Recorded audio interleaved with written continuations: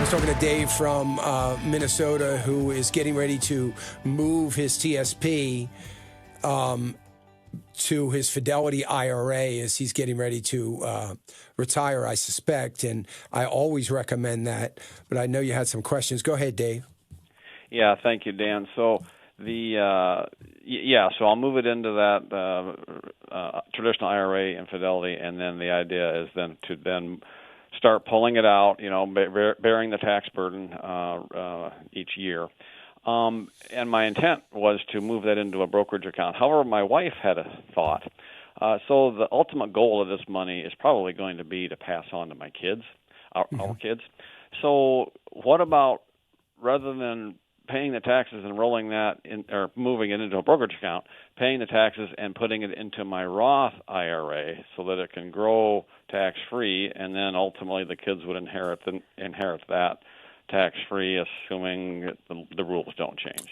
So here's what I would say about that. Well, the rules already changed on it last year, so they have to take it out within 10 years now. So if that grows over time and say there's $1 million in there, they got to get it out within 10 years. So they can't keep it in there for any indefinite period of time.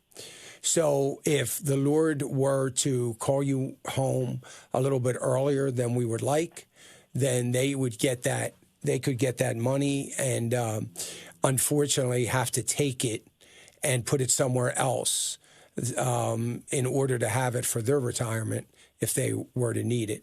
But I don't think it really matters because I think the rules are all going to change.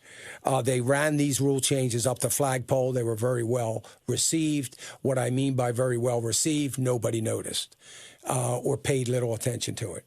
So they just what they did was they re-solidified their notion that this is their money, they control it. And so, look, it's not that they will probably change the rules. They have to change the rules. There is no way now, the only thing that could change this, of course, is a total regime change for a very long period of time. That's not looking like a possibility right now. There also could be rules changed in the next 2 years that will be permanent and will take an act of Congress to change, not just executive orders. But look, I would not bank on keeping money in a government controlled plan. Now, I assume, when you roll to a Roth IRA, you still have to pay tax on the money. You don't avoid paying the tax. So why roll it into another government-controlled account like a Roth IRA when you still have to pay tax on every dollar you roll over there? So why not, if you're going to pay tax on it anyway, roll it over into an investment account and take the long arm of the government out of the picture altogether. Hey, remember to click the subscribe button right here on the screen. And don't forget to hit the notification bell so you'll be notified when new content is added.